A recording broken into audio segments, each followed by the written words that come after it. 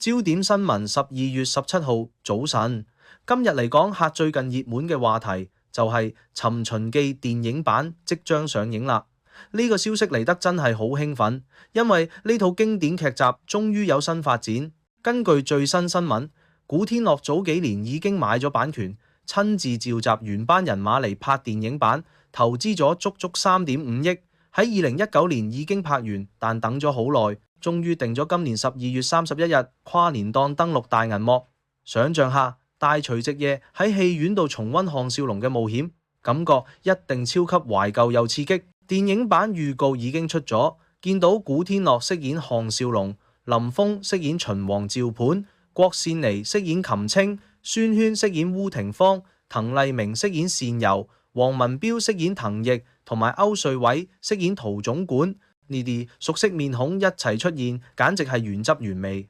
古仔呢個項目係佢心血嚟，唔單止投資咁多錢，仲親自監製，確保故事延續原著精神。隨住電影即將上映，網上好多網民開始熱烈討論，唔少人提議 TVB 可以考慮回購版權，重製一個2026年新版本，用新一代演員嚟演繹經典角色，覺得呢樣係好事，可以俾年輕觀眾有新體驗。有網民喺社交平台發起討論，大膽建議全新陣容，例如丁子朗飾演項少龍，取代古天樂嘅位置，因為丁子朗年輕有型，演技又唔錯，適合演呢個現代穿越嘅英雄角色。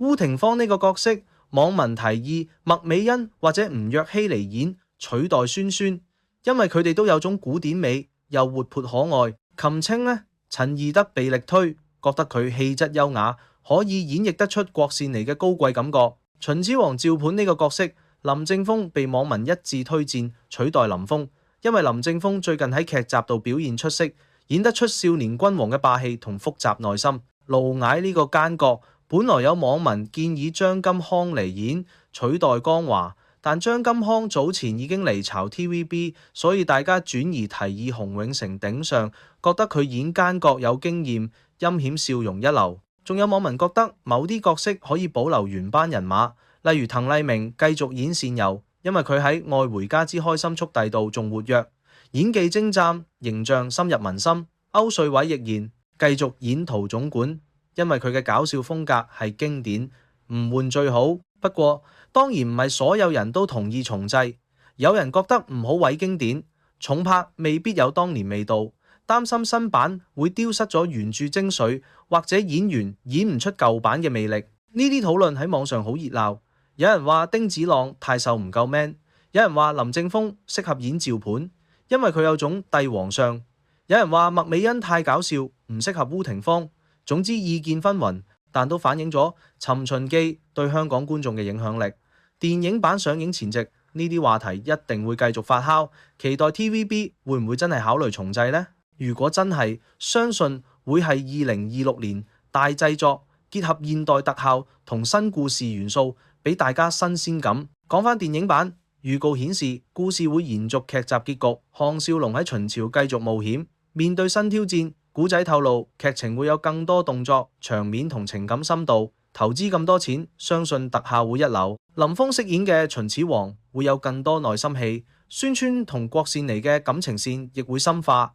滕麗明嘅善柔會繼續合意，黃文彪嘅滕毅會有更多武打，歐瑞偉嘅陶總管會帶來笑點。呢個跨年檔選擇上映係因為想俾觀眾喺新年開始前重溫歷史，感受穿越嘅奇妙。網民已經開始計劃買飛入場，有人話一定要全家一齊睇，重溫當年追劇嘅快樂。總之呢個新聞俾咗大家好大期待，證明《尋秦記》唔單止係一套劇，而係一代人嘅集體回憶。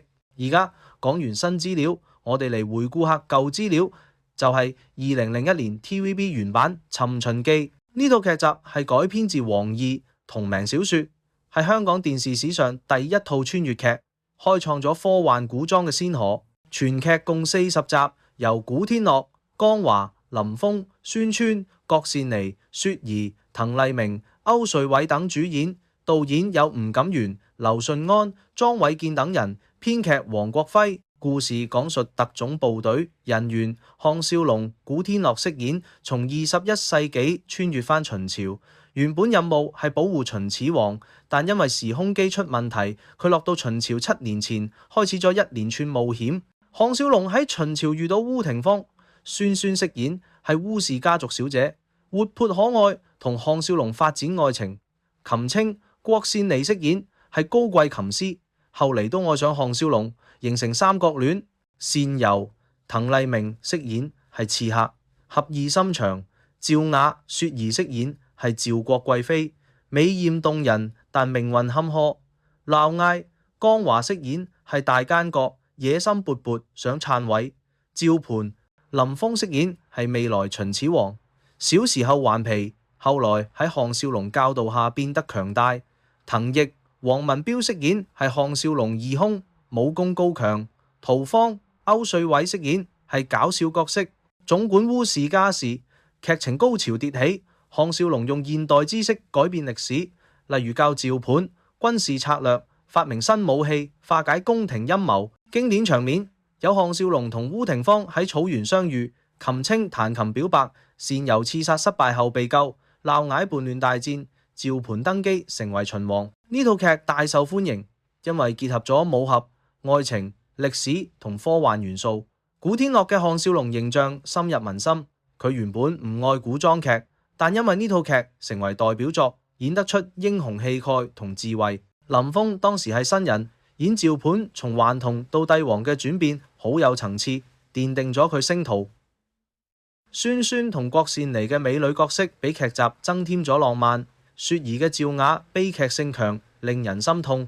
江華嘅漏嗌奸到出汁，成為經典反派。劇集喺2001年播出時，收視率高達40點，成為 TVB 年度冠軍，影響咗後嚟好多穿越劇，例如內地嘅《宮鎖心玉》、《步步驚心》。喺香港呢套劇重播咗2次，2005年同2015年，每次都勾起集體回憶。有人話睇完想學歷史，有人話愛上古裝劇。演完之後發展各異，古天樂轉戰電影，成為票房保證；林峰繼續唱歌演戲，孫圈獨立發展。郭羨妮結婚生仔，江華淡出娛圈，滕麗明同歐瑞偉繼續喺 TVB 拍劇，黃文彪轉型幕後，雪兒移民，陳國邦飾演李斯，最近因為潮文再爆紅，朱鑑賢喺新劇接棒演項羽。總之，《尋秦記》唔單止娛樂性高，仲探討咗歷史宿命、愛情忠誠、權力慾望等主題，俾觀眾思考穿越改變歷史嘅可能性。劇中對秦朝歷史有改編，但保留咗秦始皇統一中國嘅大綱，教育意義都有。音樂方面，主題曲由古天樂唱，激昂熱血；插曲由林峰唱，感人肺腑。特效雖然當時有限，但武打場面設計精妙，導演用鏡頭捕捉咗古裝美學。回顧呢套劇，覺得佢係 TVB 黃金時代嘅代表，演員陣容強大，劇情緊湊，冇冷場。項少龍嘅穿越之旅，從現代軍人到秦朝英雄，經歷愛恨情仇，最後犧牲自己完成使命，結局開放式，俾人無限想象。鄔廷芳同琴清嘅感情線，甜蜜中帶苦澀，善柔嘅獨立女性形象，啟發咗好多觀眾。嫪毐嘅陰謀層層推進，緊張刺激。趙盤成長過程，從頑皮小子到鐵血君王。林峰演得出轉變嘅細膩，滕毅同項少龍嘅兄弟情義薄雲天，陶芳嘅搞笑緩和咗劇情壓力。整體嚟講，呢套劇影響深遠，俾後世劇集借鏡。例如穿越元素喺內地劇好流行，喺2025年電影版上映，俾大家機會重溫舊夢。同時網民建議重製新版，證明經典永不過時。希望 TVB 聽到聲音，俾新一代演員機會延續呢個故事。總結嚟講，《尋秦記》係香港電視文化一部分，無論新舊都值得一睇再睇。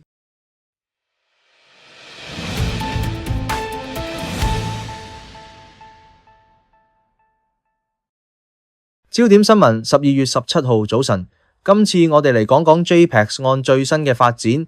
呢單案押後到2026年3月16號先再審，聽落嚟真係好耐，成個香港都嘩然啦。控方點解要延長咁耐？其實係因為佢哋需要更多時間嚟部署、收集證據，包括海外司法互助、會計師報告同埋追蹤資金流向，譬如 OTC 交易同埋凍結資產等等。呢個延期唔係放生，而係控方想打一場穩陣嘅仗，手頭上有一張黃牌，就係打擊洗錢條例第53 ZRG 條。呢條條例針對未經許可推廣虛擬資產服務，唔使證明成個計劃係騙局，或者捉到主腦都可以控告。被告陳詠儀最近喺 YouTube 頻頻出鏡，喊冤話自己係受害者，投資咗錢輸晒，仲話執法行動係針對佢，係迫害佢，改變外貌、留鬚、變髮型，裝成好慘咁樣，借受害者心理嚟道德綁架，呼籲粉絲支持。證據顯示，事件發生後 ，JPEX 仲繼續收費高達999 USDT， 透過 OTC 平台剝削受害者嘅焦慮，同警方行動無關。呢啲新嘅行為顯示佢哋預謀咗好耐，唔係臨時起意。陳怡嘅詭辯包括話法律係度身訂造針對佢，但事實上法律喺2023年4月已經修訂，早過案發。佢用稻草人謬誤話捉唔到主腦就證明無罪，但呢個邏輯錯晒。譬如銀行劫案，從犯一樣有責，佢攻擊監管機構動機，但唔回應事實，如無牌經營同埋警告後繼續推廣。呢單案唔只係詐騙審訊，仲係香港虛擬資產監管嘅立威之戰。KOL 影響力紅利可能到盡頭，主腦逃亡唔影響控罪，真相比想象殘酷得多。講翻舊資料 ，JPEX 騙局涉款16億港元。2023年9月，執法行動開始。香港當時修訂虛擬資產同打擊洗錢法例，引入 FTF 規管第53 ZRG 條，降低控罪門檻，唔使證明欺詐意圖，只要證明推廣忽略官方警告就夠。證監會警告影響 KOL 同專業投資者，控方只需證明違規行為，如警告後繼續推廣。陳怡辯解話，法律針對佢，但法律早存在。稻草人謬誤攻擊無足主腦，但法律唔靠呢個道德綁架，利用受害者心理，話警方行動導致損失，但騙局崩潰係獨立事件。呢單案測試香港監管網絡陰謀論，唔可以用喺法庭，資金流證據會推翻佢哋敘述。許留山主持，歡迎報料。總結嚟講，呢個延期係控方優勢，陳怡嘅網上策略可能適得其反。法律程序會還原真相，大家要小心虛擬資產投資，唔好盲信 KOL。呢個分析希望幫到大家理解事件發展，保持理性。喂，大家好，又嚟到芒向編輯部嘅時事分析時間。今次我哋嚟講講 JPEX 案最新嘅發展。呢單案押後到2026年3月16號先再審，聽落嚟真係好耐，成個香港都嘩然啦。控方點解要延長咁耐？其實係因為佢哋需要更多時間嚟部署、收集證據，包括海外司法互助、會計師報告同埋追蹤資金流向，譬如 OTC 交易同埋凍結資產等等。呢個延期唔係放生，而係控方想打一場穩陣嘅仗，手頭上有一張黃牌，就係打擊洗錢條例第53 CRG 條。呢條條例針對未經許可推廣虛擬資產服務，唔使證明成個計劃係騙局，或者捉到主腦都可以控告。被告陳詠儀最近喺 YouTube 頻頻出鏡，喊冤話自己係受害者，投資咗錢輸晒，仲話執法行動係針對佢，係迫害佢，改變外貌、留鬚、變髮型，裝成好慘咁樣，借受害者心理嚟道德綁架，呼籲粉絲支持。證據顯示，事件發生後 ，JPEX 仲繼續收費高達999 USDT， 透過 OTC 平台剝削受害者嘅焦慮，同警方行動無關。呢啲新嘅行為顯示佢哋預謀咗好耐，唔係臨時起意。陳怡嘅詭辯包括話法律係度身訂造針對佢，但事實上法律喺2023年4月已經修訂，早過案發。佢用稻草人謬誤話捉唔到主腦就證明無罪，但呢個邏輯錯晒。譬如銀行劫案，從犯一樣有責，佢攻擊監管機構動機，但唔回應事實，如無牌經營同埋警告後繼續推廣。呢單案唔只係詐騙審訊，仲係香港虛擬資產監管嘅立威之戰。KOL 影響力紅利可能到盡頭，主腦逃亡唔影響控罪，真相比想象殘酷得多。講翻舊資料 ，JPEX 騙局涉款16億港元。2023年9月，執法行動開始，香港當時修訂虛擬資產同打擊洗錢法例，引入 FTF 規管第53 ZRG 條，降低控罪門檻，唔使證明欺詐意圖，只要證明推廣忽略官方警告就夠。證監會警告，影響 KOL 同專業投資者，控方只需證明違規行為，如警告後繼續推廣。陳怡辯解話，法律針對佢，但法律早存在。稻草人謬誤攻擊，無足主腦，但法律唔靠呢個道德綁架，利用受害者心理，話警方行動導致損失，但騙局崩潰係獨立事件。呢單案測試香港監管，網絡陰謀論唔可以用喺法庭，資金流證據會推翻佢哋敘述。許留山主持，歡迎報料。總結嚟講，呢個延期係控方優勢，陳怡嘅網上策略可能適得其反。法律程序會還原真相，大家要小心虛擬資產投資，唔好盲信 KOL。呢個分析希望幫到大家理解事件發展，保持理性。喂，大家好，又嚟到芒向編輯部嘅時事分析時間。今次我哋嚟講講 JPEX 案最新嘅發展。呢單案押後到2026年3月16號先再審，聽落嚟真係好耐，成個香港都嘩然啦。控方點解要延長咁耐？其實係因為佢哋需要更多時間嚟部署、收集證據，包括海外司法互助、會計師報告同埋追蹤資金流向，譬如 OTC 交易同埋凍結資產等等。呢個延期唔係放生，而係控方想打一場穩陣嘅仗，手頭上有一張黃牌，就係打擊洗錢條例第53 ZRG 條。呢條條例針對未經許可推廣虛擬資產服務，唔使證明成個計劃係騙局，或者捉到主腦都可以控告。被告陳詠儀最近喺 YouTube 頻頻出鏡，喊冤話自己係受害者，投資咗錢輸晒，仲話執法行動係針對佢，係迫害佢改變外貌、留鬚、變髮型，裝成好慘咁樣，借受害者心理嚟道德綁架，呼籲粉絲支持。證據顯示，事件發生後，JPEX 仲繼續收費高達999 USDT， 透過 OTC 平台剝削受害者嘅焦慮，同警方行動無關。呢啲新嘅行為顯示佢哋預謀咗好耐，唔係臨時起意。陳怡嘅詭辯包括話法律係度身訂造針對佢，但事實上法律喺2023年4月已經修訂，早過案發。佢用稻草人謬誤話捉唔到主腦就證明無罪，但呢個邏輯錯晒。譬如銀行劫案，從犯一樣有責。佢攻擊監管機構動機，但唔回應事實，如無牌經營同埋警告後繼續推廣。呢單案唔只係詐騙審訊，仲係香港虛擬資產監管嘅立威之戰。KOL 影響力紅利可能到盡頭，主腦逃亡唔影響控罪，真相比想象殘酷得多。講返舊資料 ，JPEX 騙局涉款16億港元。2023年9月執法行動開始，香港當時修訂虛擬資產同打擊洗錢法例，引入 FTF 規管。第53 ZRG 條降低控罪門檻，唔使證明欺詐意圖，只要證明推廣忽略官方警告就夠。證監會警告影響 KOL 同專業投資者，控方只需證明違規行為，如警告後繼續推廣。陳怡辯解話，法律針對佢，但法律早存在。稻草人謬誤攻擊，無足主腦，但法律唔靠呢個。道德綁架，利用受害者心理，話警方行動導致損失，但騙局崩潰係獨立事件。呢單案測試香港監管，網絡陰謀論唔可以用喺法庭，資金流證據會推翻佢哋敘述。許留山主持，歡迎報料。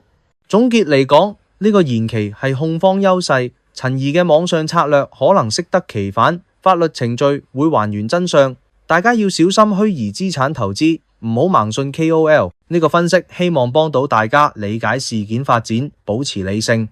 喂，大家好，又嚟到芒向編輯部嘅時事分析時間。今次我哋嚟講講 JPEX 案最新嘅發展。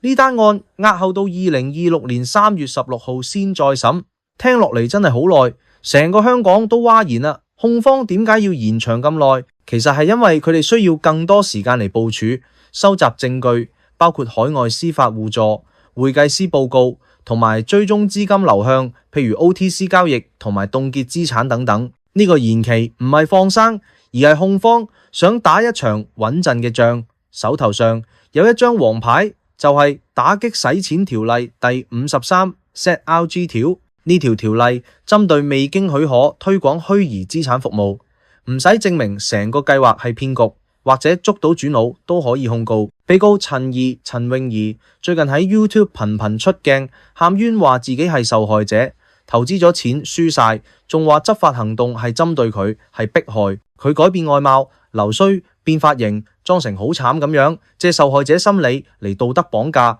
呼籲粉絲支持。證據顯示，事件發生後 JPEX 仲繼續收費高達999 USDT， 透過 OTC 平台剝削受害者嘅焦慮，同警方行動無關。呢啲新嘅行為顯示佢哋預謀咗好耐，唔係臨時起意。陳怡嘅詭辯包括話法律係度身訂造針對佢，但事實上法律喺2023年4月已經修訂，早過案發。佢用稻草人謬誤話捉唔到主腦就證明無罪，但呢個邏輯錯晒。